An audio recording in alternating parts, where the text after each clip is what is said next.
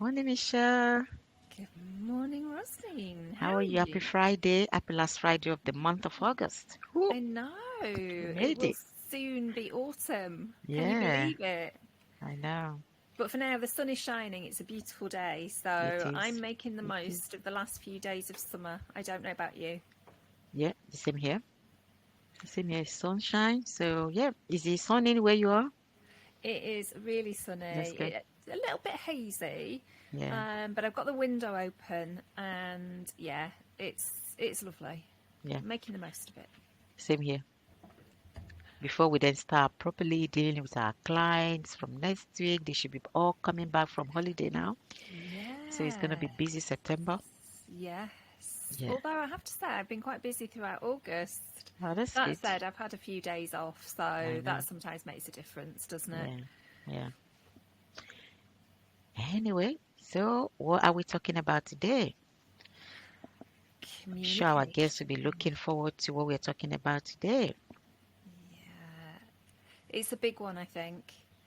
The Yes, big C, the big communication. C It's just so, so vital, isn't it? In everything that we do. Everything. is involved around that. Around that. Without it, without communication, it's difficult to work with Yeah. people. And actually, without good communication, it's difficult. Yes, With bad communication, it's even harder. I know. So I'm going to start again. Let's do this. Let's Hello, do it. our viewers. Yes, I'm Rosalind Kurumi from HR Depth. And I'm Michelle Smith from Clarity and Beyond. Welcome.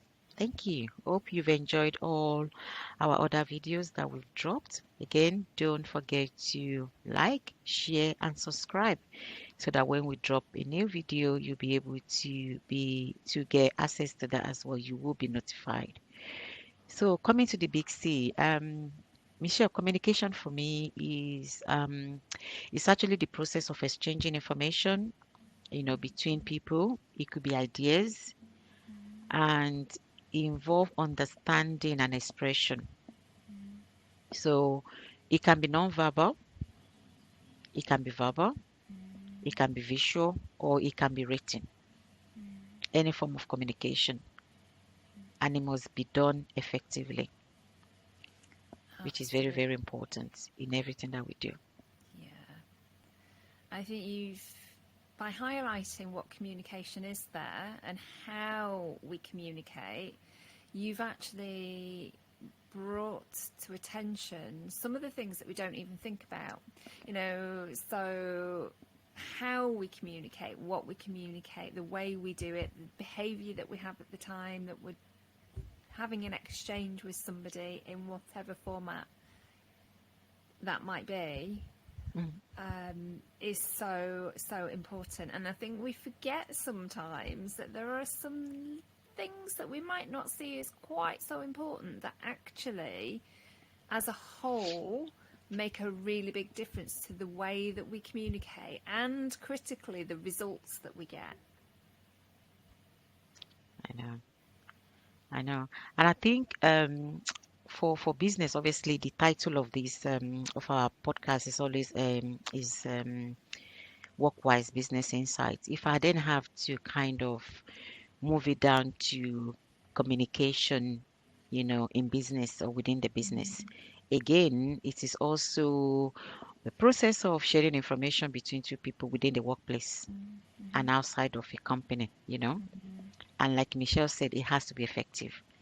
So effective business communication is how our employees and the organization interact to reach that organization goals, because without effective communication, it will be difficult for your employees to reach their organization goals. Because Yeah, I think as business owners, sometimes we go to the performance management route, disciplinaries. Oh, you're not performing well. We then need to go back to the beginning and think, okay, have I communicated well? The business communication, what my business is trying to achieve, has it been communicated well to my employees? for Yeah. them to be able to reach these organizational goals. Because Absolutely. and that will involve its purpose, Yeah. Yeah. to be able to improve organizational practices, and then it will reduce mistakes and Mm, also reduce the problems of disciplinaries, mm, having to put somebody, your employee for performance management. So I mm. just thought I mentioned. Yeah, and actually, I think we're probably going to talk about this later on. But we were discussing the concept of modelling, weren't we, earlier? And actually, as the figurehead of an organisation, be it a small business, a big business, whatever it is, you are the person who should be modelling the behaviour that you would like to see in your teams, in your organisation, in interactions with your clients and your customers. So it starts with us, with you, viewer, it starts here, doesn't it? It starts with us. I know. There's always a popular saying about communication is the key. And I know that phrase is is used among senior managers, directors a lot. But in times of is sometimes they say it and then they forget it. In times of actually acting on it, if I can use that word, it is very tricky. You keep mentioning communication is the key, but it's very tricky to ensure that your team even actually follow what you say when we're talking about mirroring. So you keep saying it, but in terms of the action behind it is not being seen, by your employees. I've got a really great example of that. So in NLP, there's what is called presuppositions. So it's about the way that we think, the way that we communicate, the way that we interact with people. And basically, it boils down to the meaning of communication is the result that you get. Yeah, So if you have asked for something and you haven't got it, then you haven't asked for it in the right way. of course. And the example I would use is a child. So if you imagine children at home and you say to them, go and tidy your room, and they don't do it, and you get slightly frustrated by this, and so you ask them again, slightly louder, go and tidy your room, and still they don't do it, then in that sort of situation, if you look at the way that you've communicated the message that you want to get across, and you're not getting the result of a tidy teenager's bedroom, then you've got to think maybe the way that I'm asking is the wrong way. And you could maybe change that up to, please go and tidy your room now and be done in an hour. And if you do that, then we'll get pizza for dinner. That's what we call reward. I'm smiling because my older son is always telling me, my first son is always telling me, oh, maybe you need to change your strategy. So that's why I was Mm. smiling. You change your strategy. So maybe you should use that word. And then thinking about the reward that you're just talking about. Yeah, yeah. Being And explicit. you can translate that across to the workplace so easily, can't you? Go and Yes, do this task, it doesn't get done. Because it's quite a woolly instruction, isn't it? yeah, So yeah, how can you yeah. communicate that better in that situation? So yeah, I just thought I'd throw that one in there. I love that. I love that. And I think from performance perspective around communications as well, that's why you see some organization, we're not we our viewers don't get us wrong. We're not rewarding. We are not asking you to reward bad behaviors or unacceptable behaviors from your employees. Just talking about in times of incentives, you Mm, know, around that. Because I know some companies, if somebody they have performance management, and if they exceed the expectation, they get some reward. Mm. So they've done above and beyond what the job description says. So Mm. at the end of performance year, they get some reward. Mm. So it can be monetary, it can Mm. be whatever vouchers, or it can be a day off or something. Yeah. So and it's part of the communications as well, because clear communication, Yeah. clear and productive communication can either make or break a company's success if it's not Yeah. done properly. Yeah. So that is the reason why we mentioned that incentive. Say thank you, Michelle. Yeah. No problem. And actually, an Yeah, incentive doesn't have to be anything big. It could yeah, be a thank you. It could be recognition at a team meeting of a job well done. It could be finishing half an hour early, or it can be tiny things, but actually, it's just an opportunity to say thank you, isn't it? yeah. Or highlights. If you have a board in your office, you highlight team of Mm. the day or team of the month, team of the, Yeah. employee of the day or week or month, however you want to label it. So yeah, that's good. I think we should move on into type of, we've talked about, communication strategy. If something is not working, maybe we should look at changing our strategy. I think, Mm. Michelle, that this will link nicely into varying our communication styles. Yeah. I don't know if you want to talk about that. Yeah. Well, I'll get us started. I mean, I deliver a lot of training, and actually, when you're in a room full of people who are all they learn and understand things in different ways, it can be quite a challenge. Um, and in any situation, not just in a training room, you need to be thinking about who you're talking to and the sort of the message that you want to deliver to them and the result that you want to get from that message. Hmm. And you often need to vary the way that you communicate. So, for example, if you're having a meeting with a board level director who doesn't want to get into the nitty gritty and the detail, then it's your job to communicate in a way that resonates with that board level director.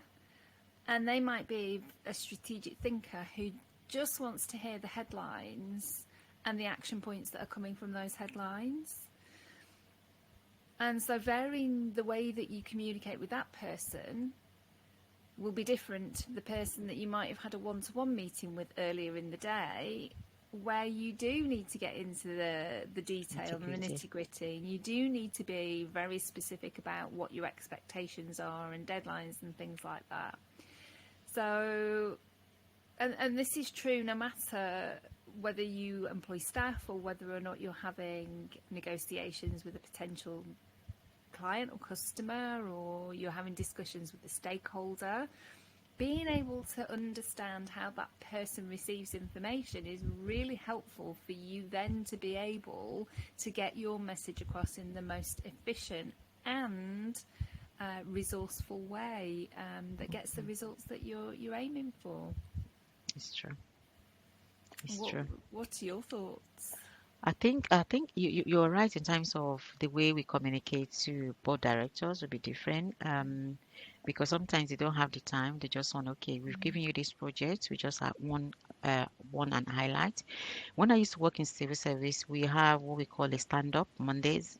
Mm, So different teams. So the employee relations team, they will give their update, and you have the recruitment team will do the same. You have the payroll, the finance section will um, give their own updates. It's a stand up and it's like 5 minutes every Monday.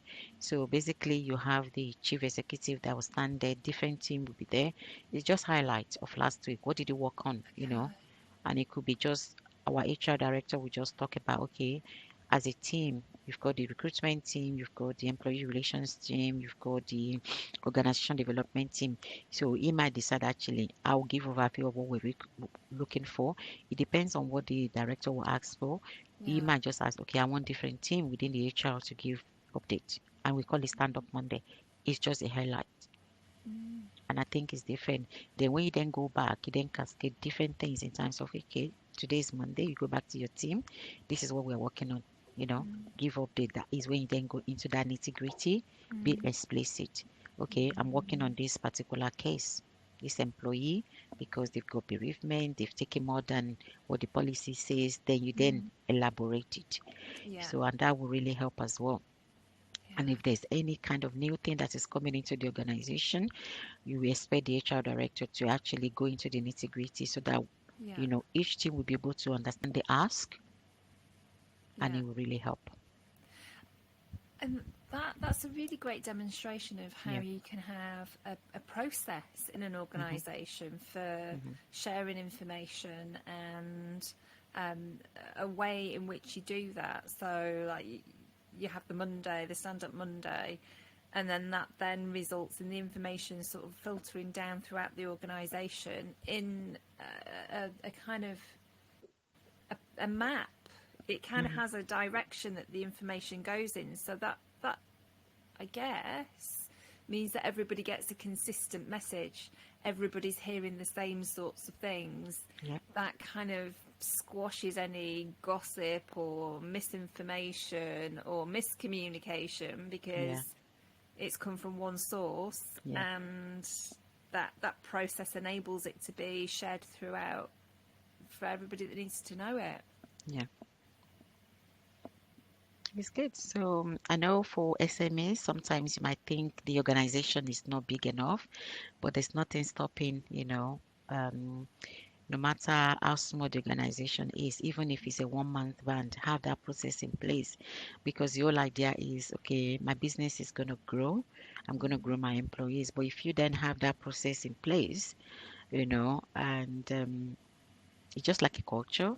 And you then move on when you then start growing your business, you start having your employees as well. And I think it's a good thing in terms of communicating effective way Yeah. because there's no point. Something that you're not used to, then along the line you want to embed it. It's going to be very difficult. So, Absolutely. yeah. And I mean, even for the smallest business owners, I mean, I'm a solopreneur. Yeah. I mean, I have a VA that helps me, but I don't employ her. But we have a means of communicating. We have a platform that we use called Notion. And rather than using WhatsApp and text message and email and all the different channels that are available to us, everything goes in one place in a certain way. And if you think about things like sending out email newsletters or your social media posts, they're all opportunities to communicate. So, thinking about a lot of the things that we're talking about today, how you can get your message across and get the result that you want, and how you do it in the most efficient way possible, are as relevant to you sending out your weekly newsletter and your social media posts as they are to having that system and process in place for the civil service, for Yes. example. Yeah. You know, it all boils down to the same thing, doesn't it? Yeah. The Yeah. message that we want to get out there and the result that we want to receive. Yeah. It's good. And I think in addition to what you just said as well, so you've done that communication just face to face. And also, then you then have one process in place. I think with the new technology now, we all have SharePoint, iCloud, OneDrive, that everything is stored in there.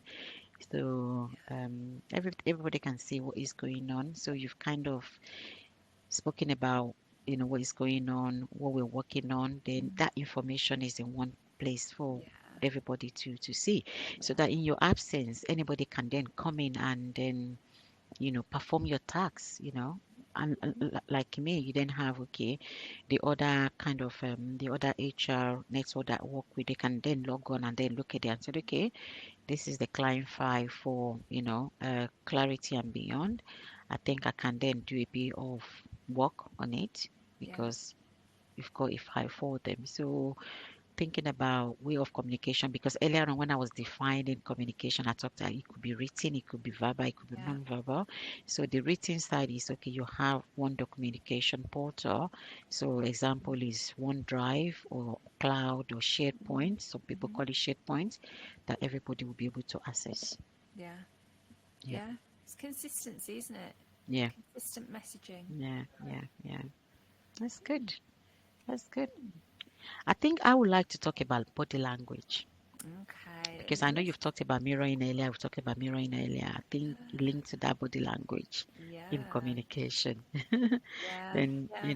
and then for me to talk about it from the HR perspective, especially during recruitment as well, yeah, I would love to talk about body language. I don't know what you think about body language, what body language is.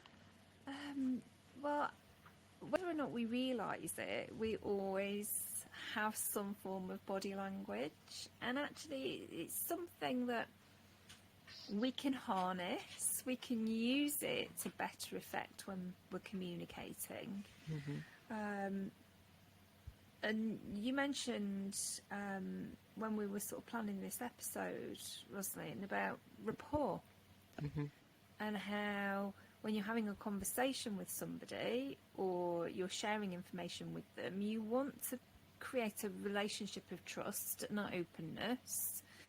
And you want the person that you're communicating with to feel comfortable in your presence, because then it opens up the lines of communication and enables us to have a really good and rich conversation. So for me, building rapport and body language fit quite neatly together, um, because there are techniques that you can use to make yourself much more open to the other person so that they then in turn open up to you as well. Um, so, I mean, we had a whole list of different things, didn't we, that when we Yeah, were talking this through. Um,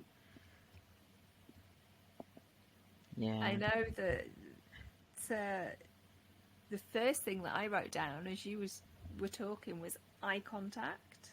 yeah. So I'd be interested to know why that was one of the first things that you said when you started to talk about body language. Yeah, I think for me, body language is actually the process of communication itself, Yeah. it's a process. And the reason why I mentioned eye contact, I think I'm coming from the recruitment side of things as well. So, um, our viewers, you might be a one-man's band, an employer of labor, kind of stuff, or you're communicating with things. Because when you're thinking about recruitment, you're thinking about when you look at your interview questions from HR perspectives, we look at behaviors, set of interviews, and then we look at strengths. Mm. When you come to strength interview, we focus more on body language. Strength is what you enjoy doing. So Mm. if I ask you a question about strength, Michelle, for example, I will expect your body language, eye contact to reflect that because it's your strength, it's what you love doing. Mm-hmm. I will expect that to reflect in your eye contact. So, for Okay. example, during an interview, somebody will be answering questions and they don't look at the interviewees. They don't look at them. You look down. We need to be able to see that. Yeah. So, for example, if I said, "Oh, what do you enjoy doing, Michelle, in your spare time?" You just, for example, you can say, "Oh, I love cooking." Mm. So, can you talk me through how to make a steak? I will expect you when you're talking me through because it's your strength, remember? You'll be smiling, the gesture, your eye contact, the sound. I'll be expecting to see that. So, Yeah. but especially eye contact. But if you're looking down at all of that, I just think, that's not your strength, you know, because you haven't convinced me. Yeah. Yeah. So So that is the reason why I said eye contact is very, very important, yeah. you know. Yeah. And it's interesting you say that about recruitment. If people, the interview panel are so busy writing things down, they're missing a lot of these cues, aren't Yeah, they? They're not. yeah, They're not seeing some of this really rich information yeah, that is coming through yeah, simply from the way that the person on the other side of the desk is communicating their message. yeah, So, yeah. yeah, Um, and I think as well, it's something that shows interest. So if you're really interested in somebody, then you're keen to talk to them and connect with them, and therefore your eye contact is something that comes as a natural aside from that. yeah, yeah, Um, yeah. And just to add to that eye contact bit, in some culture, so from the culture that I actually come from in Africa, eye contact, it took me ages when I came to this country as well, growing up. And also, if you see some African children, even now, eye Mm. contact, what it means in African culture is you're talking to somebody. Say, for example, if I'm telling my kids off for doing Mm. something, Mm. I don't expect them to be looking me in the eye. In our culture, it means you don't have respect. So I just thought I should just mention that because we're Okay. going to have, diverse viewers that will be looking at this. Yeah. So it was something that was very challenging for me when I first came to this country in Okay. 1995, or having conversation with my boss. I found it difficult to be looking in her eyes. And Okay. Jan was her name, God rest her soul. We're still in contact for quite a long time. And I then had to explain, and she was like, "Oh, Rosemary, are you shy?" No, no, no, I'm not shy. I then had to explain in my culture, if you look at somebody who is older Yeah. than you or who is your boss, it looks as Yeah. if you don't have respect. And then coming down home, a mother having conversation with her child in African culture, Yeah. looking you right in your eyes like you don't have respect. You see them looking down, Yeah. and Okay. That's it's really kind of things interesting. that from African culture, maybe other culture, they embed that as Yeah. well. People are not getting used to that. Okay, I think Okay. in a culture or in a working environment, it means that actually maybe you are shy, or actually you're not a true person. If you're looking down, you're not authentic enough. Yeah. So it means both ways. So that was why I think eye contact came to me first. And if I sit in an Brilliant. interview and I see somebody who is actually coming from ethnic minority, not looking just before Mm. COVID, I kind of understand that. And in times of other managers I'm supporting during recruitment, I always tell them actually, if that comes up when we're having that conversation, deliberation about whether to give them that job, okay, looking at, okay, they answer this question. Some people actually they didn't make eye contact, and I just said, okay, I'm not kind of making you to feel this way. I think from this culture, so trying to kind of educate Yeah. some managers that actually in some cultures looking at somebody, this is what it means. So it could be that Yeah. reason. So just to kind of explain that. That is so important, and thank you so much for sharing that, because actually, as you were talking, I was also thinking about people who maybe have, Autism. yeah, exactly, Yeah. who may not be comfortable, and they sense and see the world in a different way to the way that we do, Yeah. and that is so interesting and very very useful to know. It's very, very useful. So, in that situation, um, if you have somebody whose cultural heritage or beliefs are that eye contact is something, um, it's about, if you're talking to somebody more senior to you, and respecting them by not looking them in the eye, how do you deal with that in the workplace? What? Yeah, I think it's one of the, and I'm so glad that hopefully small businesses will embrace that. In kind of corporate world, when we think about diversity and inclusion, a Yeah. lot of people are now embracing that, understanding different cultures.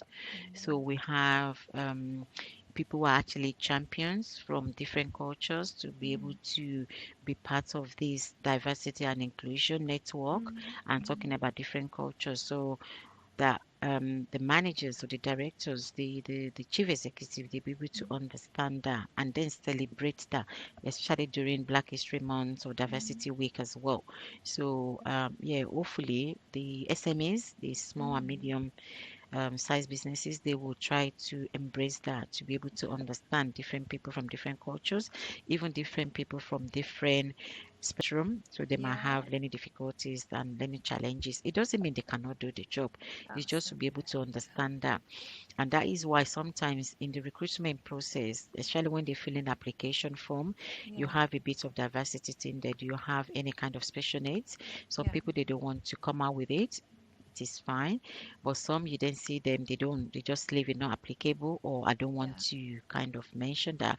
But prior to the interview, when you then interview, when you then invite them for interview, yeah, and then part of that invitation letter is please let us know if you have any special needs or yeah, there's any kind of reasonable adjustments that we need to make for you in preparation.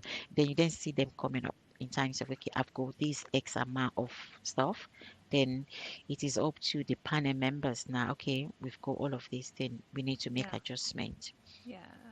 Yeah, That is so useful and beneficial for all of us to know. Because again, taking it back to small business owners who maybe won't have this um, situation where they're recruiting somebody, they might want to do business with someone from a different ethnic background, yeah, and they might have had that moment where they've thought, "Oh my goodness me, am I getting through because they're not making eye contact with me?"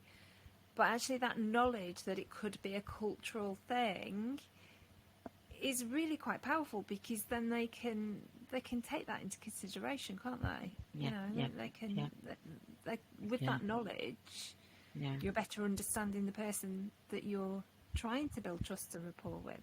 yeah, yeah. And also even if you leave the cultural thing aside, I'm actually working, this is a case law anyway, I'm just kind of working, or an example or case studies, working with an employer that have actually a construction company. They've got an an apprentice Mm, that's actually doing, so it's construction company like I said. And what this employer said was, they go from client to client and they can sit together in a van for an mm, hour, 2 hours drive, and this mm, apprentice will not say a word, but he's mm. good at what he does. Yeah, And then I said, oh, have you ever actually speak to his mom or even the college yeah, to ask in terms of how he's engaging? So yeah, it's like, okay, he's not interactive enough, he's not blending with other employees and everything. Bearing in mind he's an apprentice, yeah. and he's a college leaver, so he's young. Mm, And I actually didn't want to put it, okay, maybe he has some kind of, disability. mm, I just said, have you spoken to his mom? And then mm, speak to college how he's performing. There might be something in there. And he did the same. He did. Then he came back. Oh, he has special needs, which wasn't disclosed. But what he said was, he's actually good at what he does, yeah, but the communication side. So it's not kind of building rapport with other staff. yeah. That is what is missing for this employee.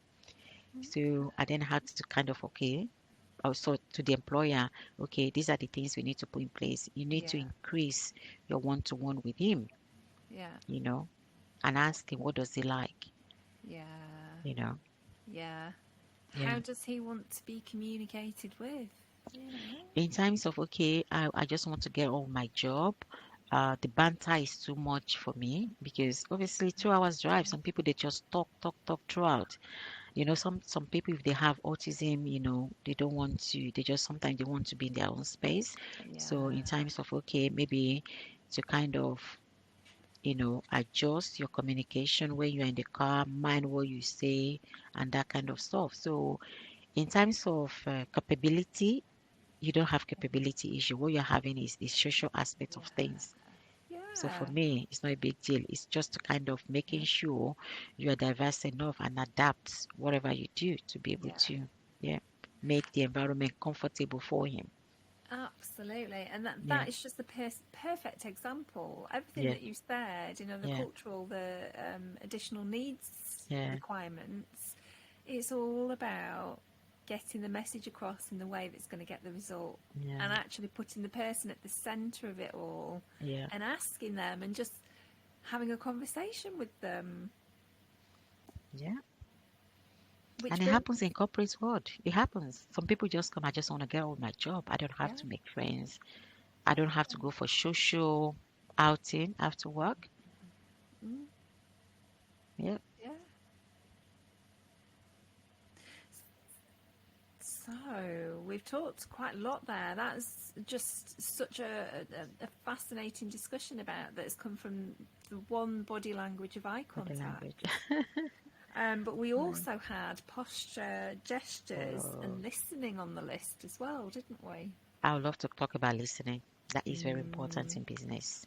Listening, yes, seriously, yes. is very, I, very I important. think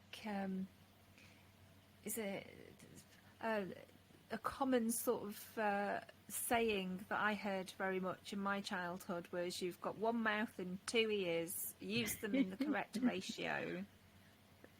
Uh, We so all do yeah, that. Yeah, I can when hear it you. I comes can to hear you. listening, Yeah, I can hear you. But were you listening? yeah, Yeah. and it's a big difference, isn't it? Hearing Mm, and listening, a very, very big difference. mm. And Michelle, remember, it's not just listening though, active listening. Yes, Active yeah, listening. It is important to practice these skills by not only making a conscious effort to hear the words, like you said, of the other person, what they are saying, but yeah, also the message that is behind what they are talking yeah, about. yeah. You know, like my kids will always say, "Oh, are you listening?" I said, "Yes." One of my sons will say, what was my last statement? What did I say?" It's just to catch me out. And So, how often does he catch you out? so many times. You know, when you're multitasking, yeah, yeah, I'm listening.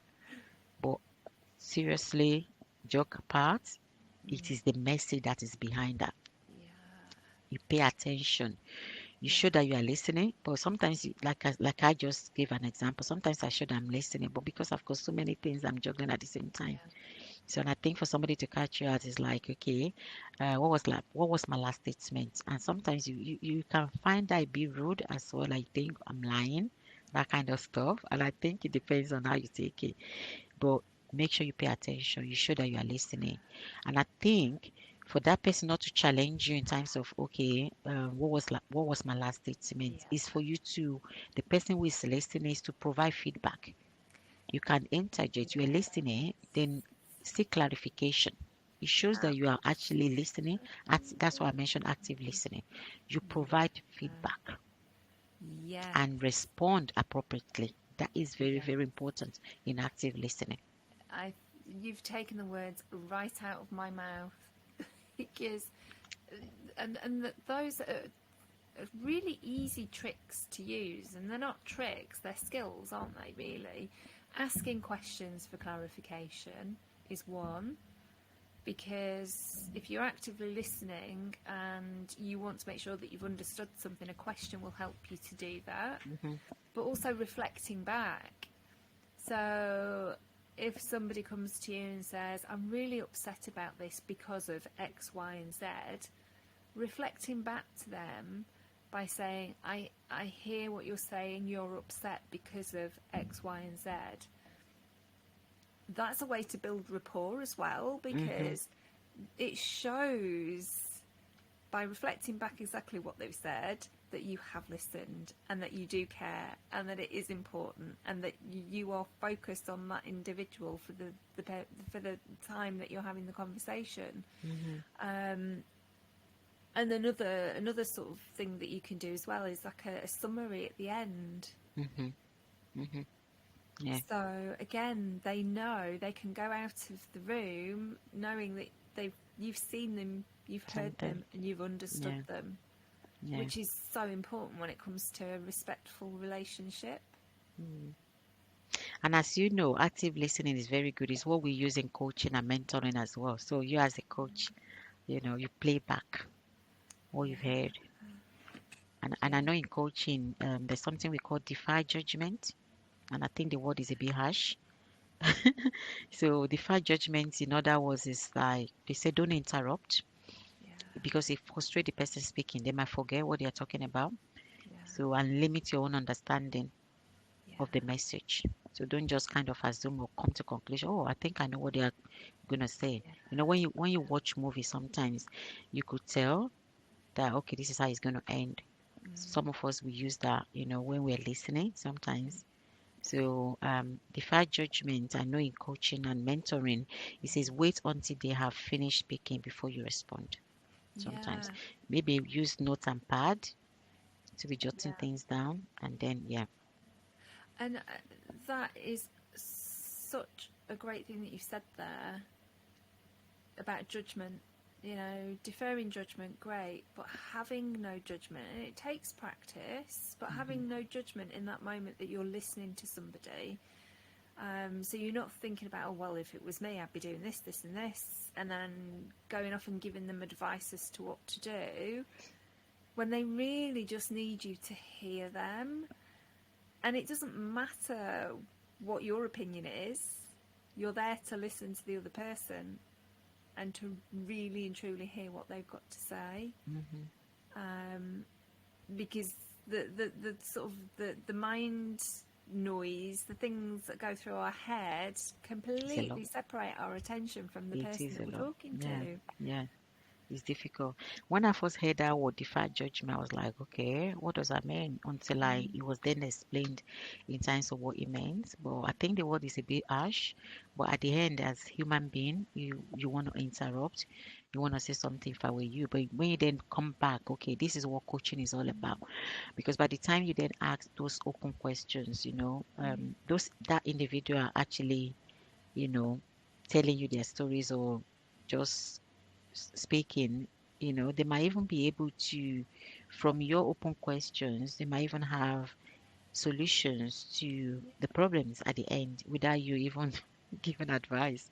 I know it's so difficult, Absolutely. even from myself being an HR, because sometimes even my kids is, I think it's my first son that's always telling me, for someone doing HR, that kind of stuff, you just think, okay, I think I should take advice there. Oh, yeah, But they're all skills to be learned, and yeah. playing around with them. And We learn every day. if viewers Yeah. take one thing away from listening to this today or watching this today, and then they implement that in their communication with other people, I'm sure they will see different results. Yeah. Yeah. Even from this conversation, I'm learning, to be honest with you, in terms of, yeah. Yeah. Hmm. Do you have anything else to add? Oh, I mean, I could go on all day. Oh, no, I could dear. go on and on and on. I mean, there is so much, and I think, like so many of these subjects that we're talking about, they're big topics, and they're the kinds of things that we can come back to at a later time and look at Hmm. from a different perspective, a different angle. Um, so I'm quite sure we will revisit this one in some way, shape, or form. It's so broad. Yeah. Yeah. I just want to kind of wrap this up. I know it is a very, very, the C title today is very, very broad. I just want to kind of add in terms of a bit of the effective communication in general for business owners, even in our families, within our groups. Anyway, we all learn every day. I'm learning as well, to be honest with you, and it's a very good, like I said, I've learned from what Michelle said, even from this discussion, some of the things that came out of my mouth today as well. But in terms of the effective communication, I think as individuals, business owner, startup businesses, wherever in our meetings, in our groups, we need to think about the emotional intelligence around that as well. We need to think about body language as well. We think about building rapport within our team, within the people that we associate with, and being assertive as well. You know, in all of that, I think it will help to grow the business, help to grow, whoever you're having that relationship with, within your families, within your friends group, and especially within your team as well. So that if it's not done properly, you might even end up dismissing somebody who is even more effective, in your business. somebody who will kind of support your business if care is Yeah. not taken Yeah. around that. Yeah, Yeah. Good people are hard to find, and yeah, actually dismissing somebody that actually is a real asset because of a misunderstanding, because of poor communication, that'd be really sad. yeah, yeah. Is a why, how, or what's how and why, isn't it? So, yeah. Anyway, thank you. So, Michelle, I Cool. don't know if you have the anything to wrap up before we close this um, No, I think, podcast. as I say, we can come back to this one definitely. We could do something just on rapport because I don't think we dug into that in so much detail. So I think Yeah, let's come back to the communication and yeah. revisit it at a later date. But thank you for sharing so much. I've learned so Thank you, much today Michelle. as well. Yeah, so Yeah, thank thank you you. so much. Thank you. Hopefully, in terms of building rapport as well, one of the things for our viewers, if you are interested, because what we're going to look at in the next few months is inviting guests to this room to share their experience. So if you think you want to talk about building rapport or you have a case studies to share, it'd be Yeah, nice. So please let us know. Yeah, yeah, please yeah. do. Thank you. Thanks. See you next Bye. time. Bye. Bye.